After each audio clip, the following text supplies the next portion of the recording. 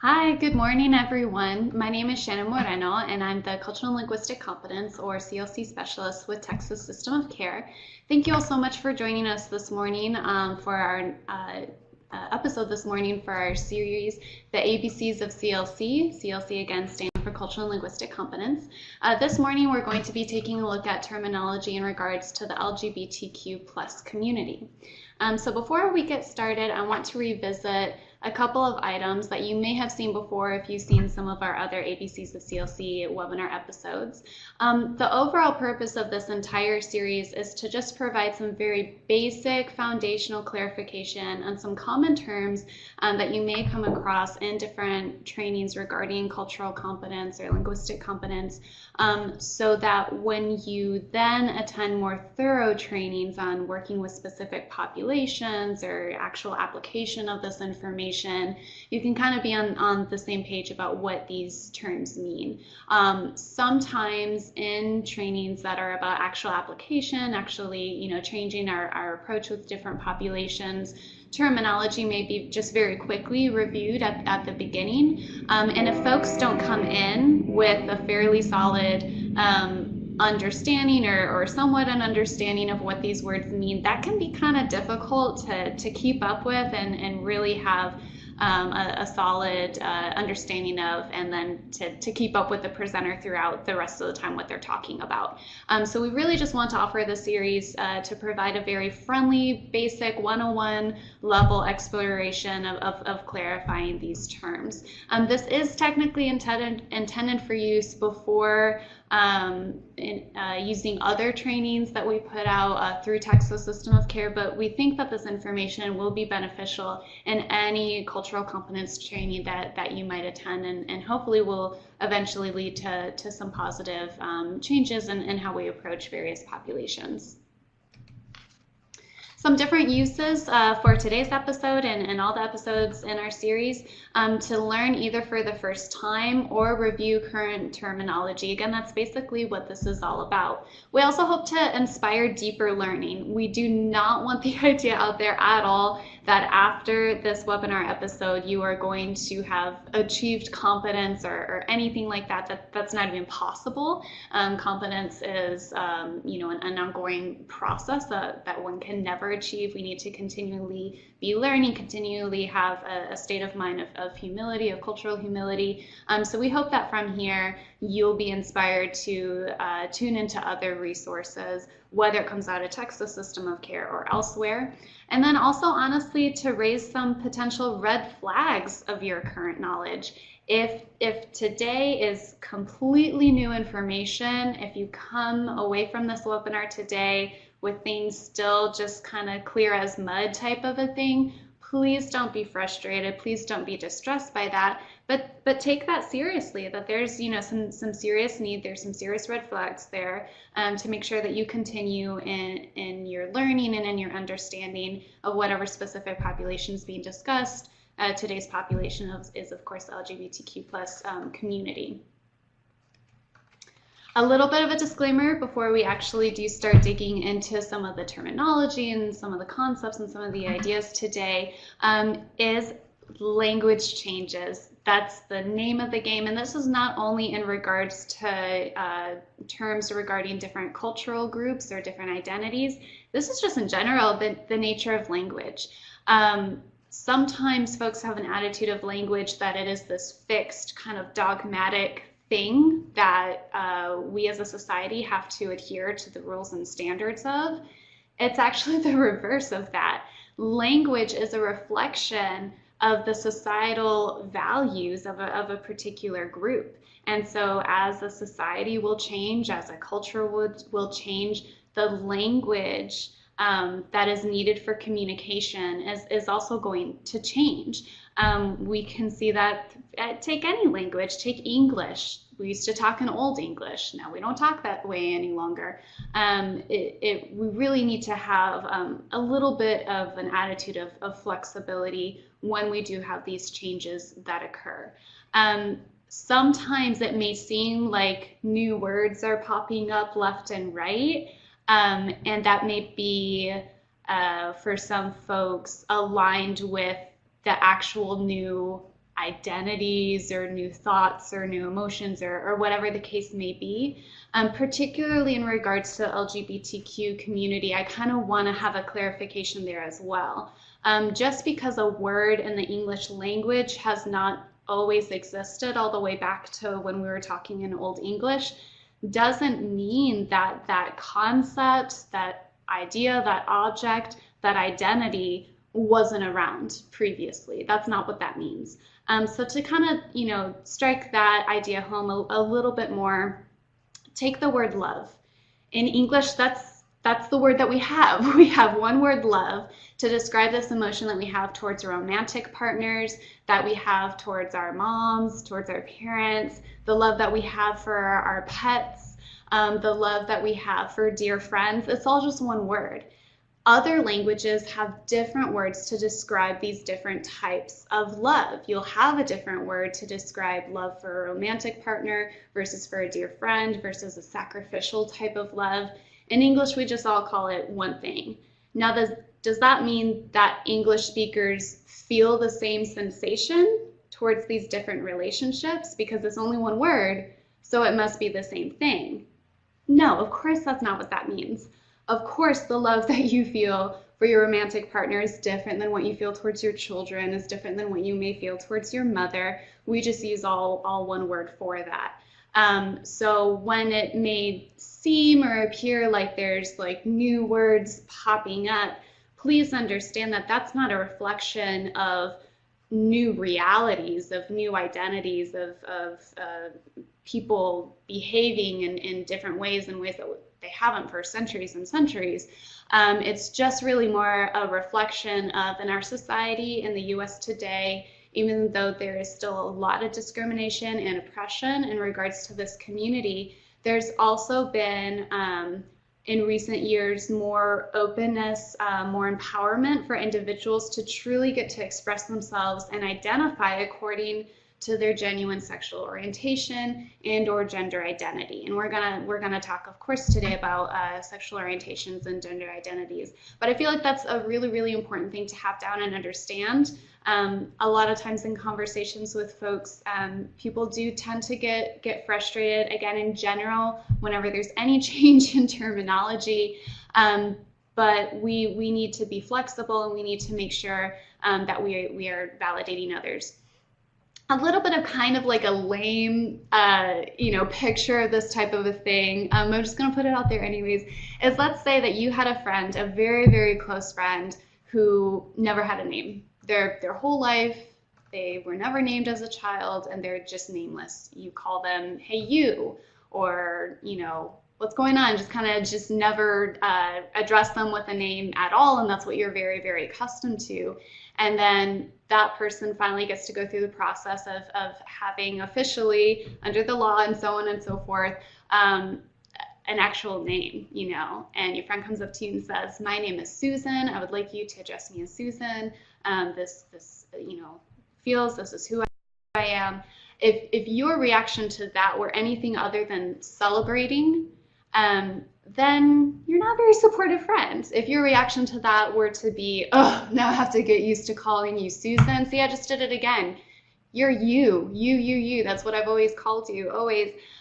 I know that's a really, really silly comparison, but just for the idea of it's okay to not grow in our knowledge with this community because it's confusing and it's complicated and it's hard to keep straight and I'm not used to it type of a thing, you're not being very supportive in that instance. So if you are a mental health professional, if you're an administrator, if you are a supportive person in the life of a youth, whatever role that you may play in the life of a youth who identifies as LGBTQ+, this is important. It's not the equivalent of, calling someone Susie instead of Susan because it's a slight preference. It gets at the root of who this person is in a very, very intimate, very, very important way. And not having this type of knowledge is not going to equate into appropriate care and support.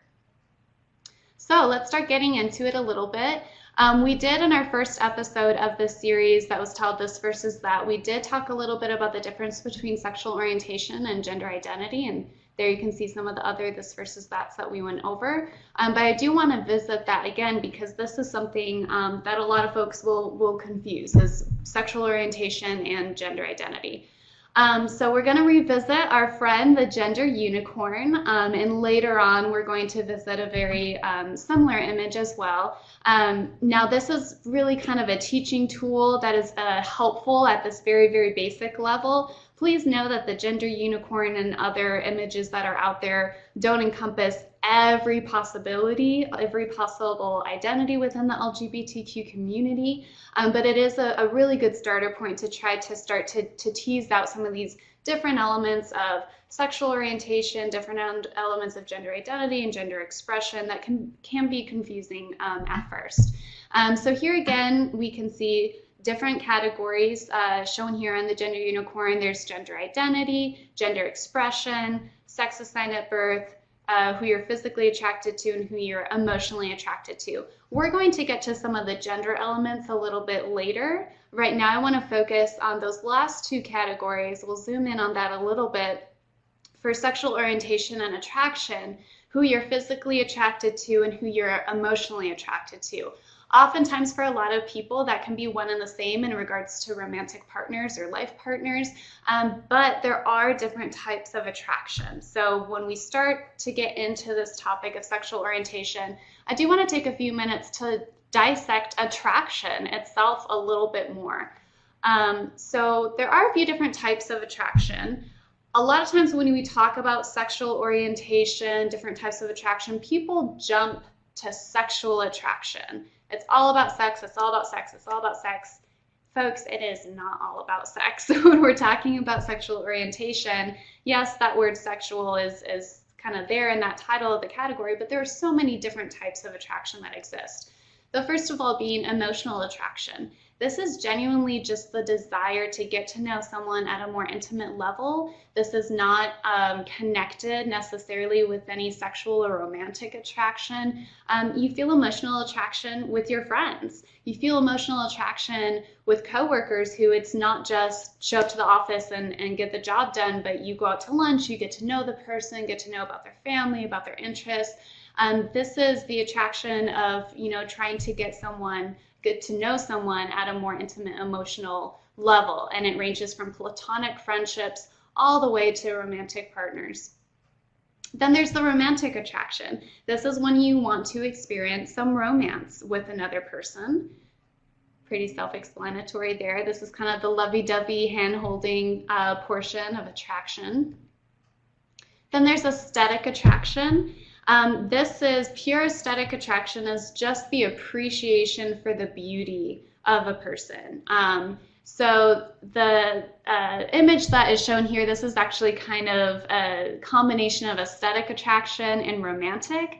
A more accurate aesthetic attraction would be someone just appreciating a human form for what it is without any kind of sexualized ties to it. So maybe appreciating a statue of a woman or a statue of a man or other human form, just for the aesthetic form, for the aesthetic beauty, not tied to sex, not tied to romance necessarily. In this picture, the reason that I chose this one is partly because it's really cute from Little Rascals, and also partly because, to be honest, this might sound a little dorky, but when I started looking for different pictures of like artistic statues and all that, I didn't want to perpetuate like one ideal of what beauty is or what, is aesthetically pleasing or what have you.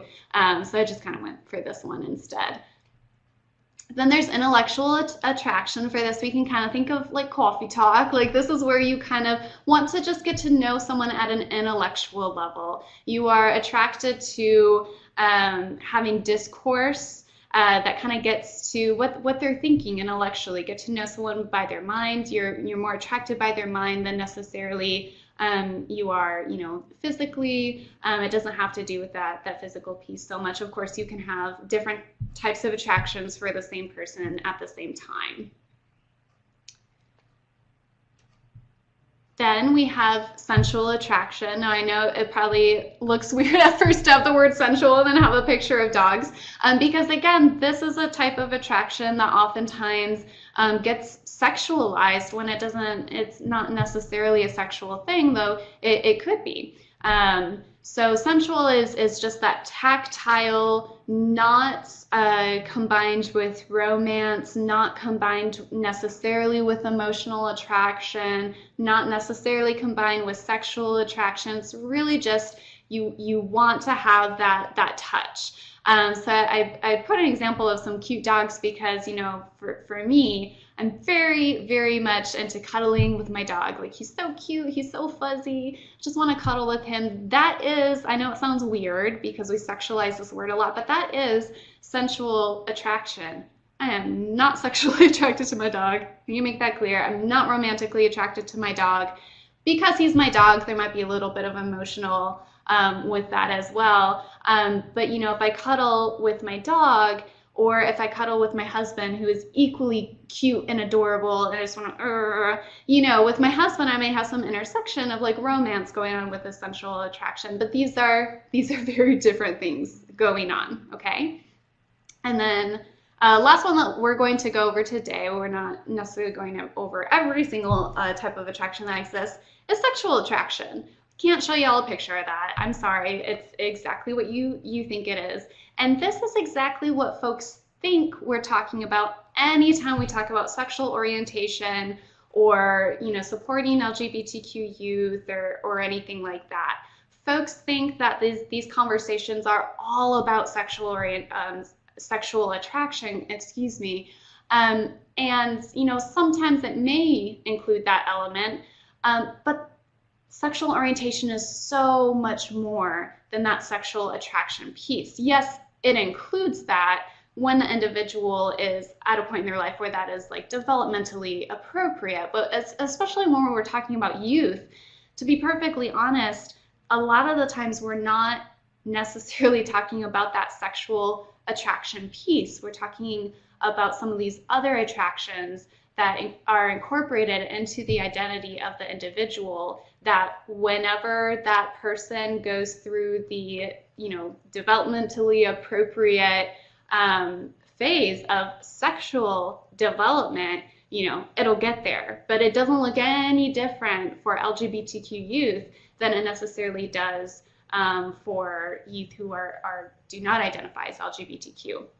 So an example of this, my first crush, and y'all, I'm being very vulnerable, put myself out there today, was way back in kindergarten. I had a crush on a classmate named Andrew, and I just thought he was cute. I just thought he was adorable. He had a unibrow that I didn't notice at the time. I didn't hold that against him. I thought he was cute. I thought he was nice. I wanted to hold his hand. And it was just adorable, cute little, not reciprocal, but kind of like puppy love type of a thing that was totally appropriate and adorable for a 5-year-old little girl. I was not a sexual being. I did not have sexual desires of Andrew, my little kindergarten classmate at the time. It was totally appropriate, totally developmentally appropriate. And I think that this is an important clarification, again, because this is an area where a lot of times folks are talking past each other. Some are talking about supporting LGBTQ youth in a very holistic way, supporting, you know, their place in the world and their true identity for who this youth is, supporting that cute little puppy love for whoever they have that cute little puppy love towards, you know, supporting the little, you know, 10-year-old dates with the parent chaperones, and supporting the cute little hand holding, and supporting the homecoming dances and the prom dances and all that stuff that you think as being very typical milestones throughout a child's life as they are kind of learning who they are and what their place is in the world. It's just that in the case of sexual orientation, where that puppy love is directed looks different. But it is equally appropriate, it is equally developmentally appropriate. And we do this all the time. We talk about kiddos' sexual orientation all the time without realizing it. We just do it in a way that assumes that kiddos are going to grow up, straight and being attracted to the opposite gender. So for example, if you have an 11-year-old son who you notice he starts to kind of like flirt a little bit with the cute girl down the street or something like that, and you start to tease him like, oh yeah, do you like Andrea? Like, that type of thing. You're discussing your child's sexual orientation with them.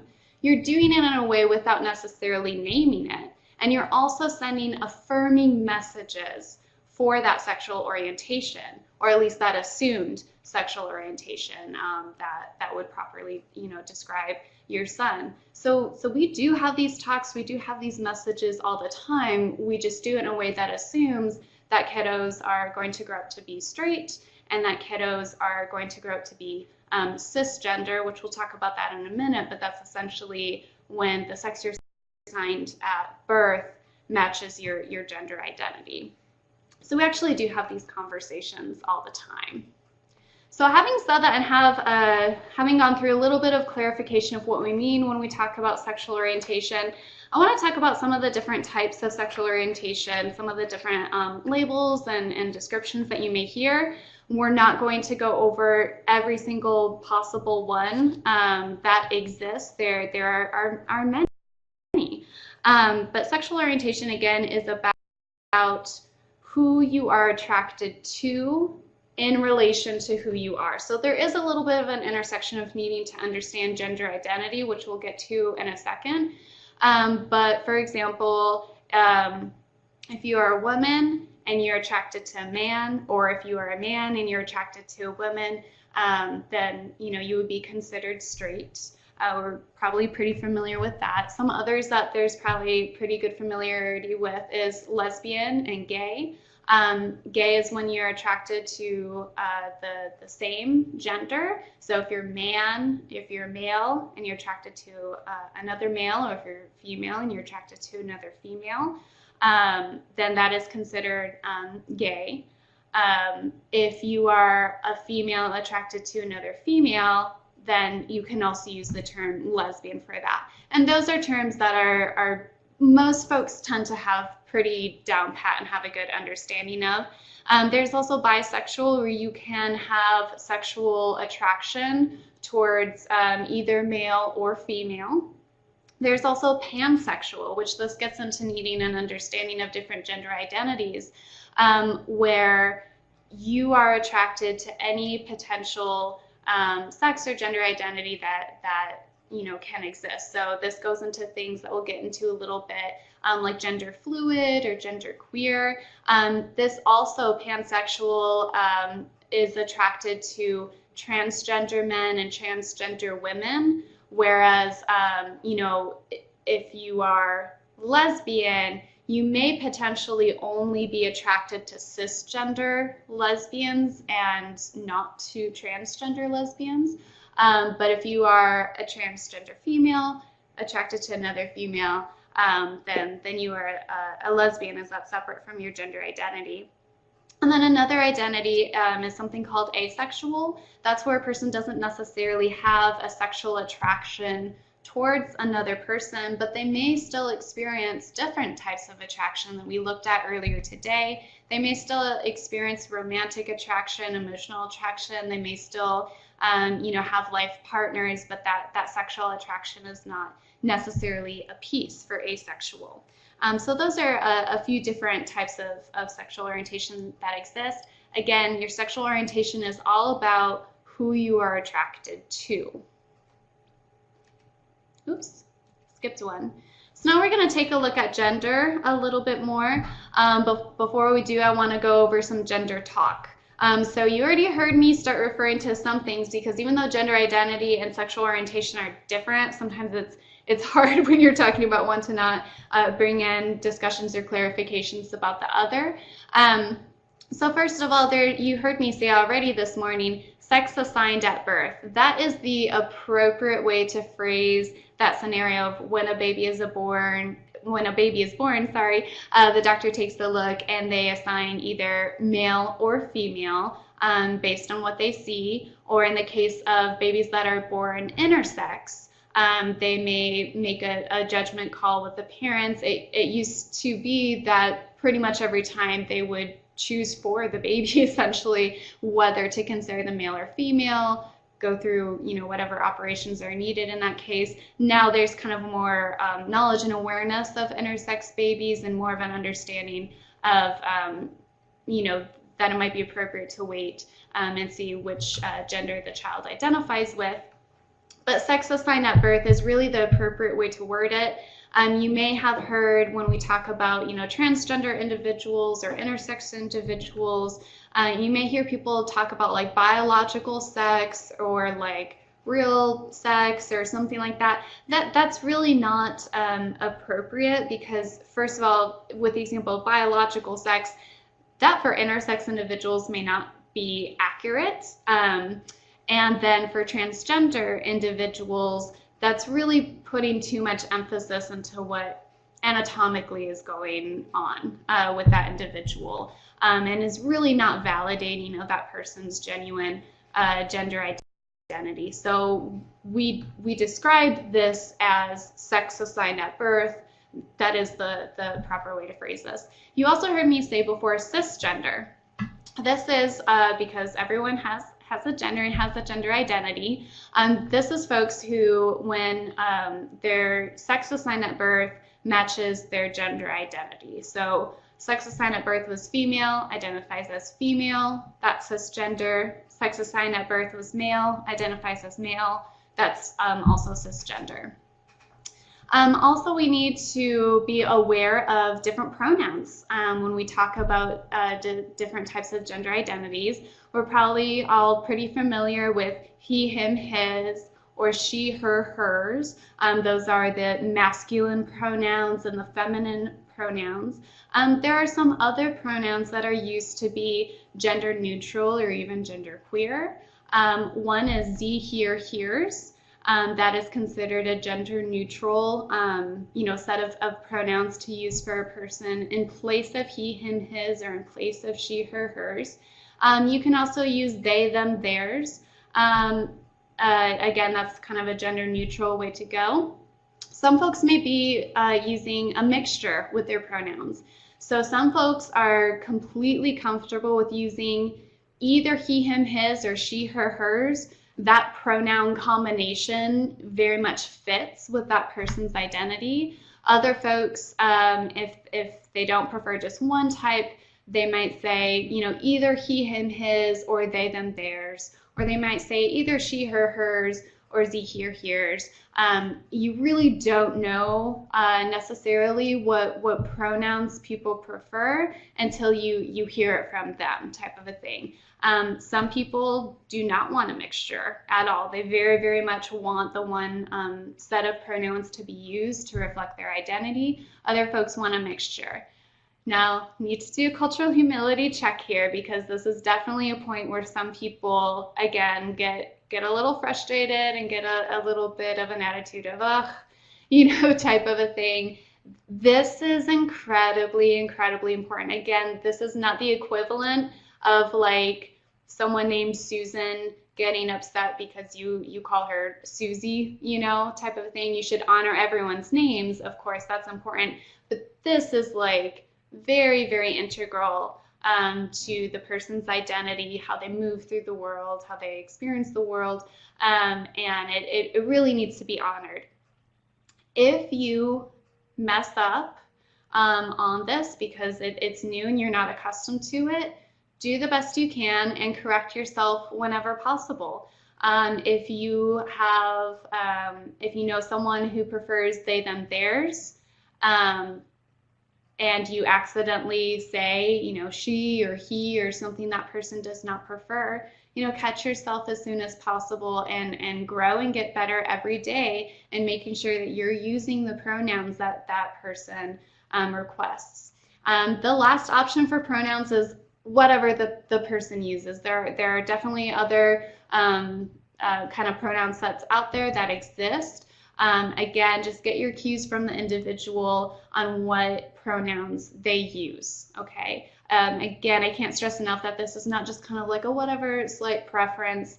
Even in the case where folks identify using a mixture, it's not because, it doesn't matter if you use he or they.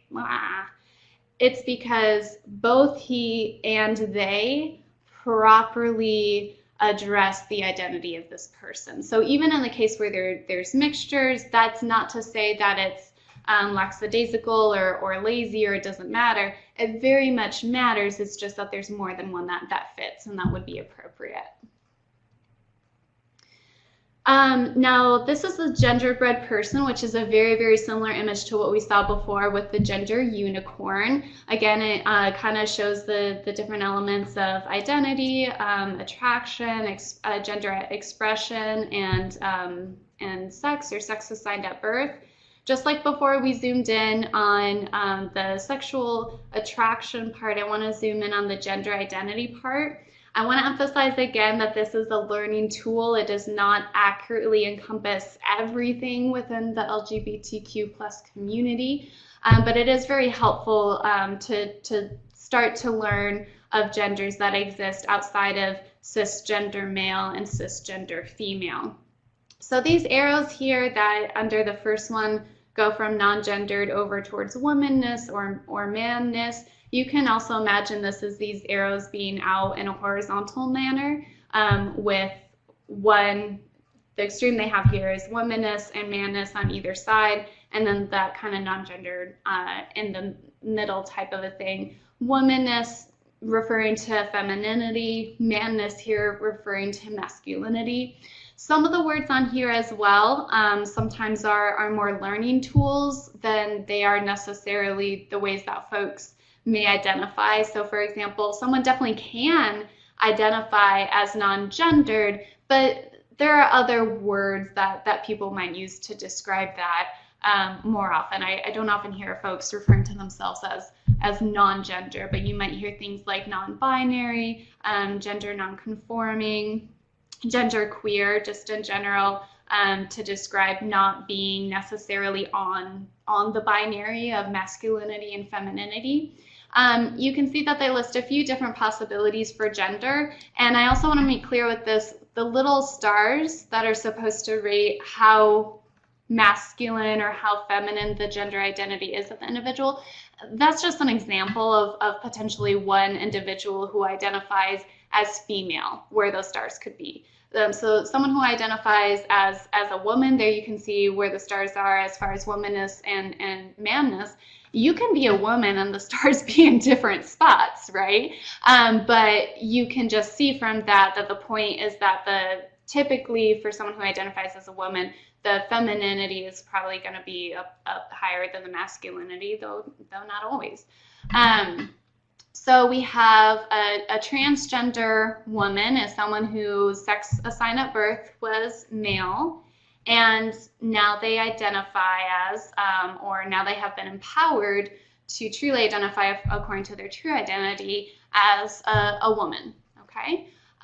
That oftentimes is going to align with gender expression, which is how you express gender. If you dress and kind of carry yourself in a way that is very feminine or very masculine, or neither of those are outside of that, your gender identity is who you are and how you identify. Your expression is how you express that. So some folks may, for various different reasons, their identity may be as a woman, but maybe they're expressing themselves still in very masculine ways.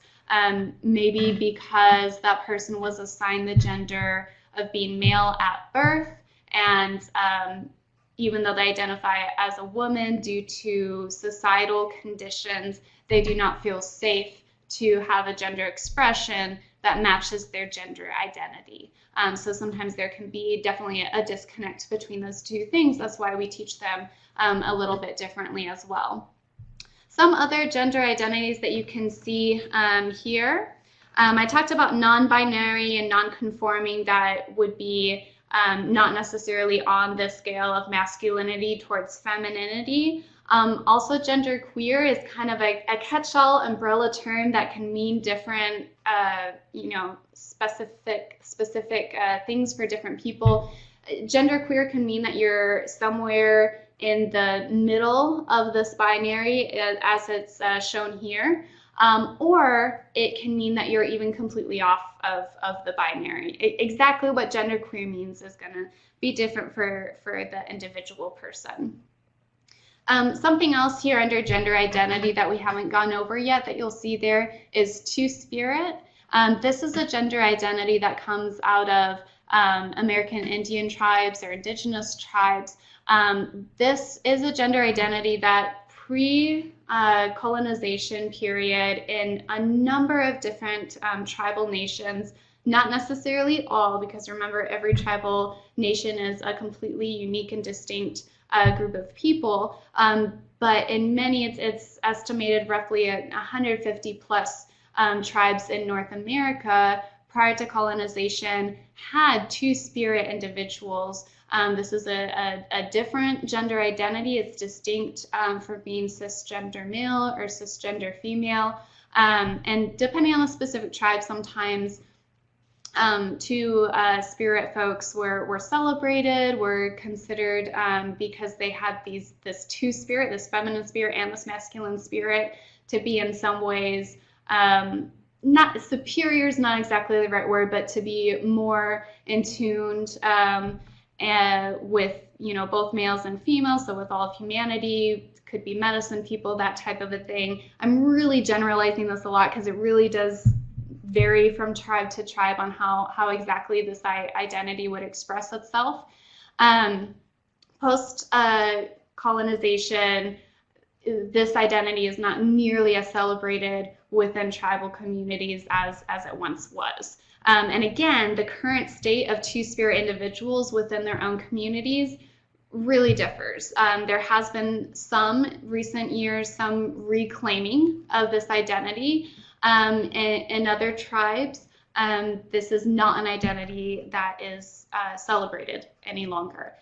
So it really varies. The needs, the treatment needs, the support system needs of two-spirit people is definitely something that there's a growing understanding of the need for strong support and the unique needs that are there. Gender expression, like I talked about just a little bit, this deals with how you express your gender identity, okay? And again, some people, their gender expression does not line up with their gender identity, oftentimes because of issues of fear of discrimination, so on and so forth.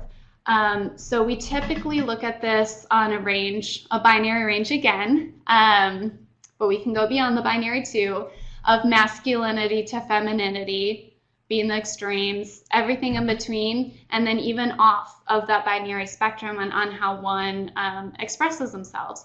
So some folks express themselves in a very feminine fashion, some a very masculine fashion, some kind of in between, like an I'm having trouble saying the word, androgynous, where you can't necessarily pick out if the person is displaying more feminine characteristics or more masculine characteristics, and that's very much on purpose. Again, if you're gender nonconforming or gender queer, you may not necessarily align very strongly towards masculinity or femininity. Some of the terms on here, again, are things that you would not necessarily always use or maybe like kind of community specific type of a thing. So on here it uses like the words like butch or femme. Those are common words within the community. If you're not a member of the community, I would recommend to not use those words to describe someone unless you are very highly involved with the LGBTQ community,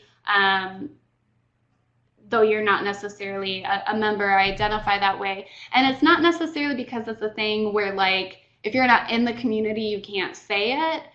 There are times when maybe you could say it, but if you are still kind of sorting through the difference between sexual orientation and gender identity, for example, you may not really understand thoroughly the different contexts and the different kind of social cues of when it might be appropriate to use words like that.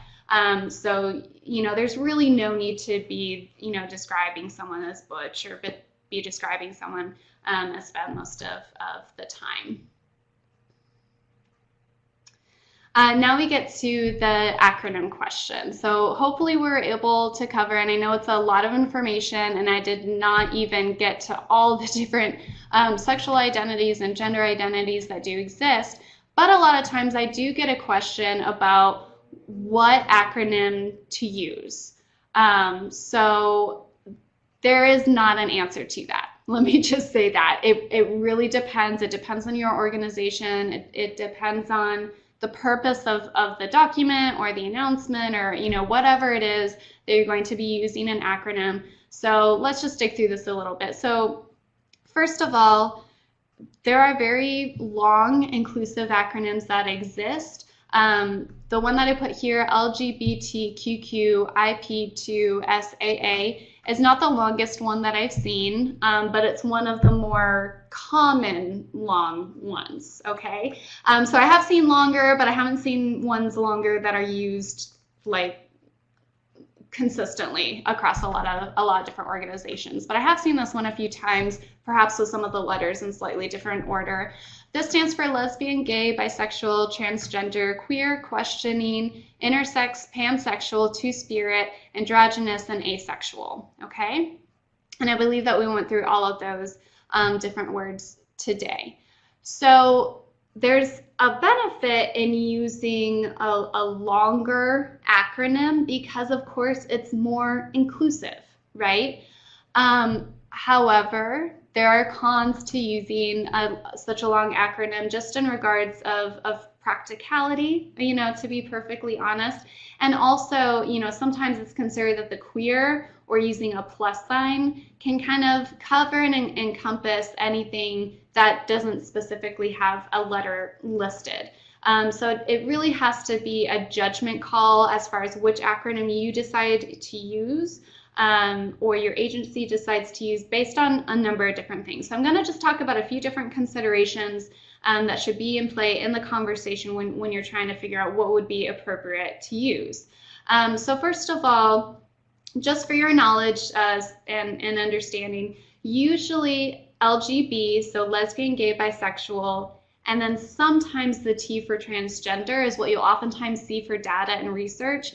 For studies that have been done, usually focus on those specific groups. So either just the LGB if they're focusing only on sexual orientation, or if they're also focusing on transgender population, it'll be LGBT. That's very specific, and you can see in the study that they will say what specific portion of the LGBTQ plus community they were looking at things, like depression rates or suicide rates or what have you. So if you are referencing an overall general consensus from the scientific community on, rates of this, that, or the other thing, then it's probably going to be either LGB or LGBT. That's also the reason why oftentimes from like research institutes or other organizations like that, and on their websites and on their different literature, usually it's LGB if that's their focus population, or the LGBT if that's their focus population. And that comes down to, because the term queer is kind of like a catch-all for anything within this population that is not captured under LGBT. That can be sometimes difficult for the scope of specific studies to figure out through that, and that's like a whole other like soapbox tirade on that as well. So just have that knowledge as far as data and research. The Q and what it stands for and whether or not it's appropriate to include it, that depends on your specific group. As you can see, Q can stand for either queer or questioning. So let's take both of those one at a time.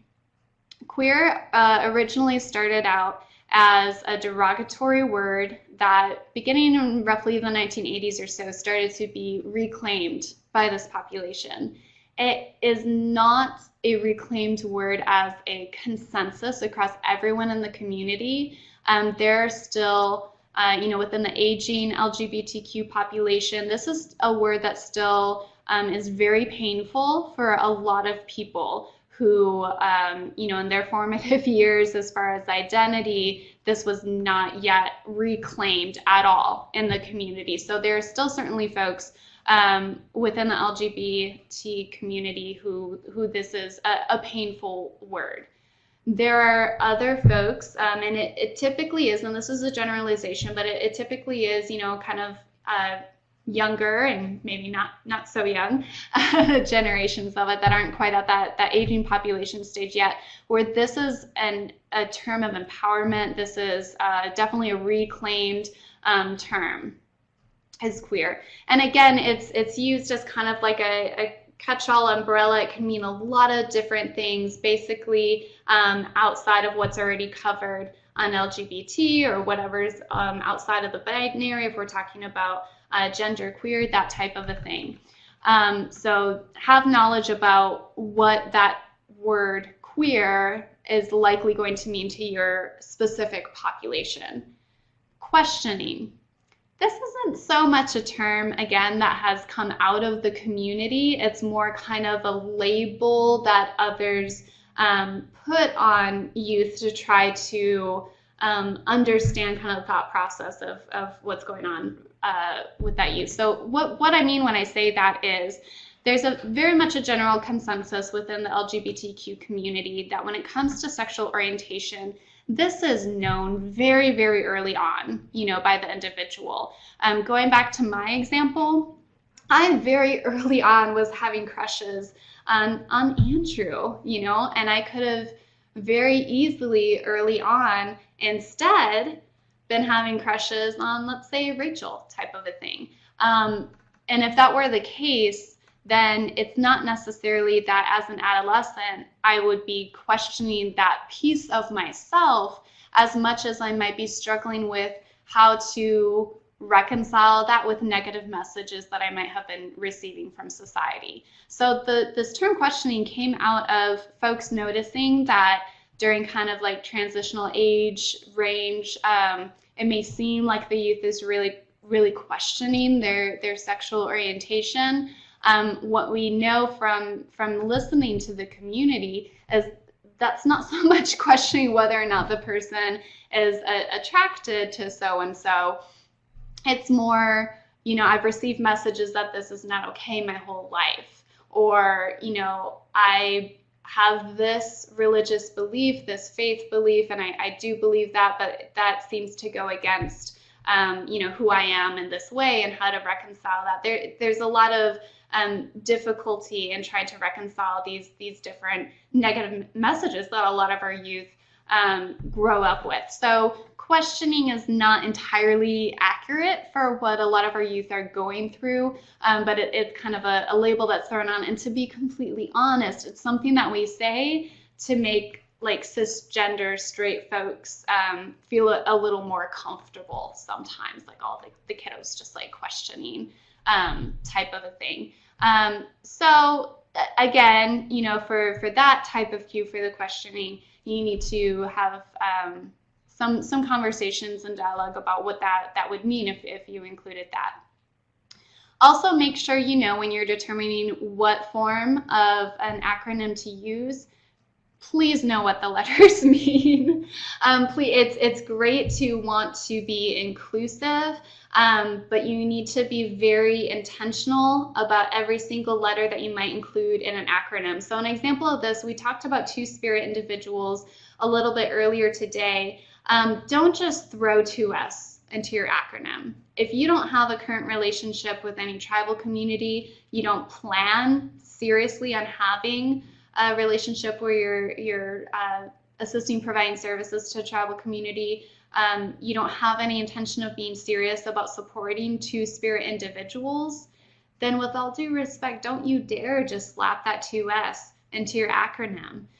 It's good to be inclusive and to send a message by using different letters, but it's also highly disrespectful to just very superficially include those letters that are, again, very integral to people's identities, and then just do nothing to actually even have intentions of genuinely supporting those individuals. So that's not appropriate. Know what the letters mean, know why you're choosing to use them, know why you're choosing to not necessarily choose others, why you're choosing to have queer encompass everything else, or why you're choosing to have a plus to emphasize that, whatever the case may be.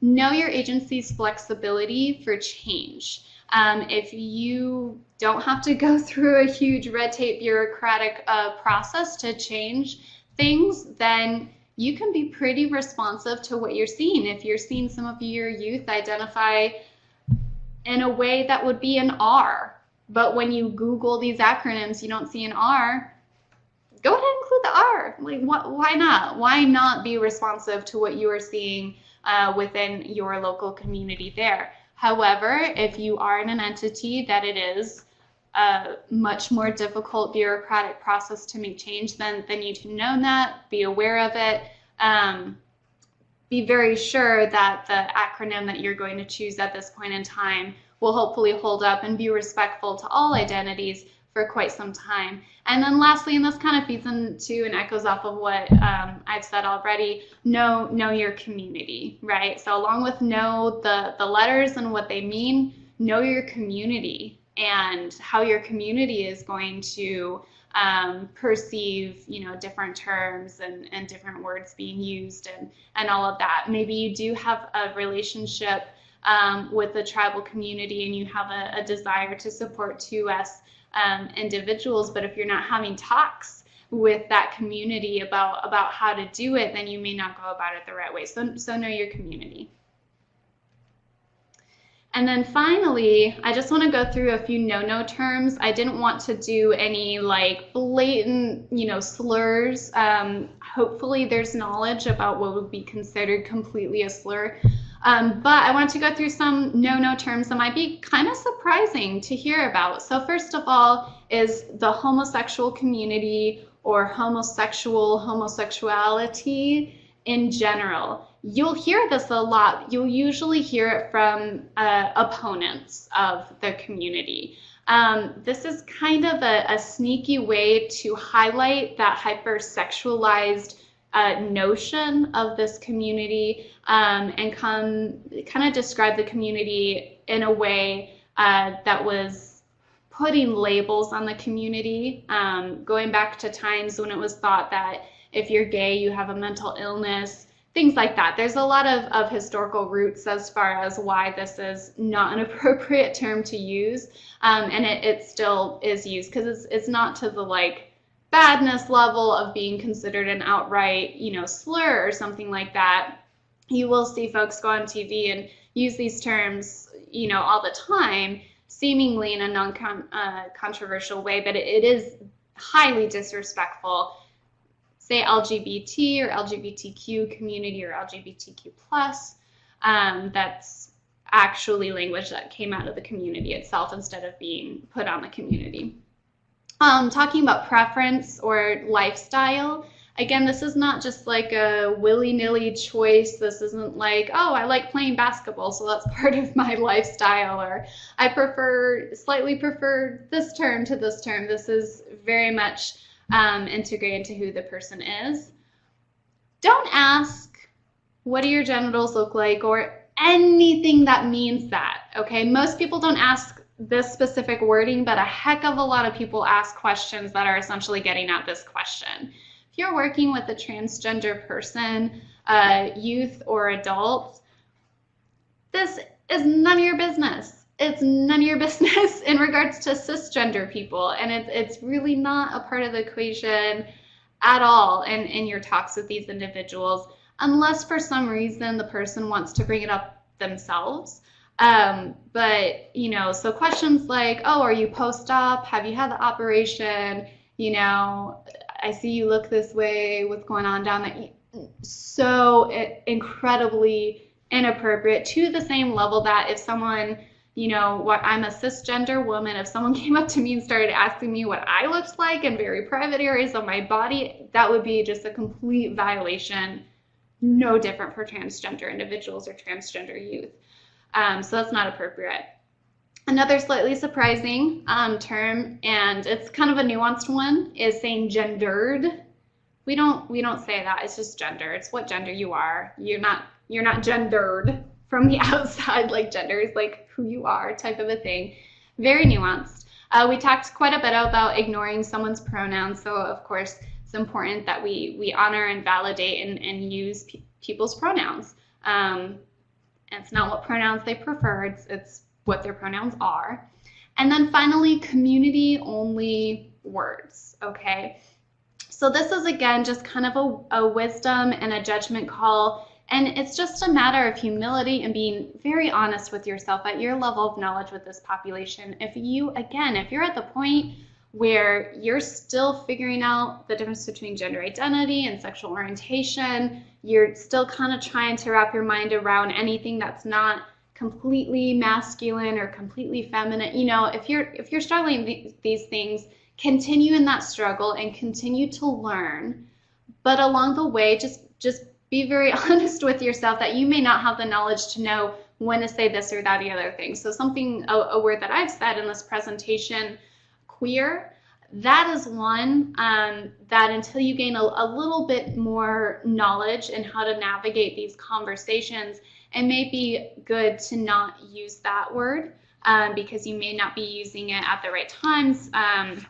Some other like terminology that you may see here and there, but you really need to know when might be appropriate to use it. MTF for male to female, or FTM for female to male. And any words that kind of come from like a medical perspective type of a thing, try to stick away from that. Again, not because it's always completely 100% inappropriate, but you kind of need to know in which context and with which audience that might be okay. Good rule of thumb, great rule of thumb for pretty much everything, but especially here. Go with how the individual wants to identify and have other people's refer to them. So I said before, make sure that you grow in your knowledge, that you're in a certain place in your knowledge before you use the word queer fluidly in conversations. If someone identifies themselves as being gender queer, that's a pretty big implication that that's also how they want others to identify them. So in that case, you can say when it's appropriate in conversation, not just randomly for no reason, oh yeah, so-and-so is gender queer, type of a thing. That is basically giving not only permission, but very, very much requesting that's how that person be addressed. So just be aware that there are community only words. There are also words that are not necessarily community only, but you got to know when to use them. So I hope that this was helpful for getting some clarification on some words. If you want more, because we definitely did not cover everything in regards to this population, please feel free to email your questions at the email posted here, info@txsystemofcare.org. Also, please let us know what you thought of today, in addition to questions you might have about anything covered, any concerns, disagreements. If you want to chat with me for a little while about anything today, if you would like resources on how to learn more, you want a part 2, anything like that at all, please feel free to email us at info@txsystemofcare.org. Thank you again so much for joining us today. We really appreciate it, and we hope that you have a wonderful day.